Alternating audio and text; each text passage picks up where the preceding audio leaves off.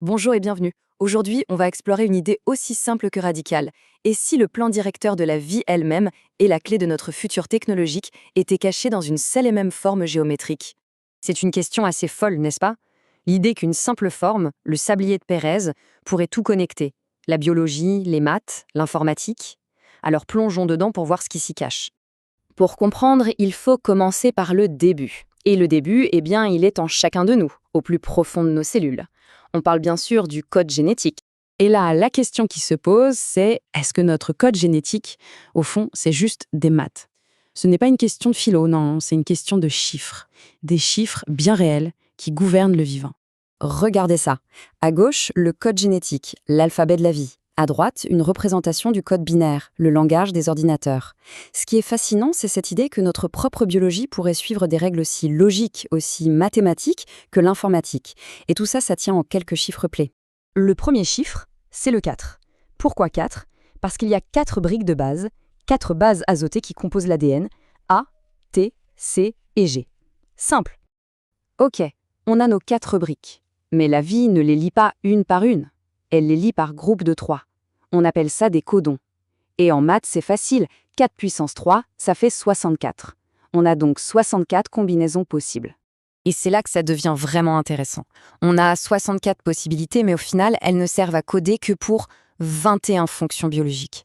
20 acides aminés, qui sont les briques des protéines, plus un signal pour dire « stop, on s'arrête là ». Alors la grande question, c'est comment la nature passe-t-elle de 64 à 21 de manière si parfaite? Eh bien, la réponse qu'on explore aujourd'hui se cache peut-être dans une forme très élégante, le sablier de Pérez. C'est une architecture mathématique qui prétend résoudre ce casse-tête numérique. Le voici, ce fameux sablier. Alors attention, ce n'est pas juste un joli dessin, il est construit à partir d'un monument des maths, le triangle de Pascal. Mais ce qui le rend vraiment spécial, c'est sa dualité. C'est un équilibre constant entre deux forces opposées. Il faut imaginer cette structure en deux parties. Un hémisphère nord, celui de la croissance, basé sur l'addition. Et juste en face, son miroir, l'hémisphère sud. Une sorte d'antimatière numérique, si l'on veut, qui fonctionne par soustraction. Et c'est justement cette opposition qui crée un équilibre parfait dans la structure. Et cette structure duale n'est pas figée. Elle est vivante. En fait, elle agit un peu comme un prisme qui décompose la lumière. Sauf qu'ici, elle révèle 3 des plus grandes séquences mathématiques que l'on connaisse. Alors, quelles sont ces séquences? D'abord, on retrouve la suite de Pascal, évidemment, qui est le moteur de la croissance exponentielle. Ensuite, en regardant en diagonale, on tombe sur la suite de Fibonacci, celle qu'on voit partout dans la nature, liée au fameux nombre d'or. Et enfin, la plus étrange, la plus mystérieuse, la séquence de Lichtenberg. C'est elle qui gouverne l'hémisphère sud, et vous allez voir, elle est la clé de toute l'énigme.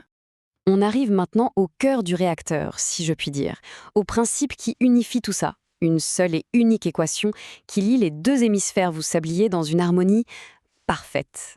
Le principe est d'une simplicité désarmante. Le nord alimente le sud. Toute l'énergie de croissance générée en haut n'est pas perdue, non. Elle est transférée parfaitement pour alimenter la complexité qui se développe en bas. Et voici l'équation qui décrit ce phénomène. Le théorème 8. Ça peut paraître un peu abstrait, mais c'est très simple. L'énergie du nord à un niveau n, c'est 2 puissance n, plus la valeur de Lichtenberg à ce même niveau, est exactement égale à la valeur de Lichtenberg 2 niveaux plus bas. C'est une sorte de loi de conservation de l'information. Faisons le test, pour que ce soit bien clair. Prenons le niveau 4.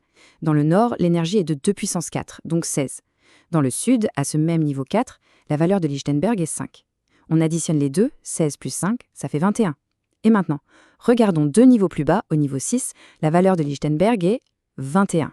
C'est une correspondance parfaite, ça marche à tous les coups. Bon, tout ça, c'est très joli, c'est une belle mécanique mathématique, mais alors, quel est le rapport avec notre code génétique du début? Et surtout, à quoi ça pourrait bien nous servir dans le futur? Et voilà, le moment où tout s'emboîte. On se souvient du nombre de fonctions dans notre ADN? C'était 21. Eh bien, dans le sablier, la valeur de la séquence de Lichtenberg au niveau 6, L6, c'est précisément 21. La correspondance est là, directe, parfaite. C'est comme si cette structure mathématique était le plan caché de l'organisation du code de la vie. Mais ce n'est pas juste une belle théorie pour le plaisir. Ceux qui travaillent dessus y voient un véritable plan pour les technologies de demain. Prenez l'informatique quantique. Le plus gros problème, ce sont les erreurs de calcul. Eh bien, l'équilibre parfait de ce sablier pourrait servir de modèle pour créer des systèmes qui seraient nativement stables, qui corrigeraient leurs propres erreurs. Ce serait une avancée absolument fondamentale.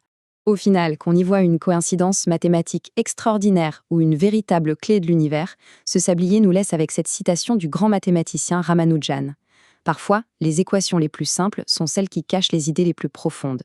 Et ça nous pousse à nous demander, quelle autre architecture fondamentale pourrait bien se cacher, là, juste sous nos yeux, dans la géométrie du monde ?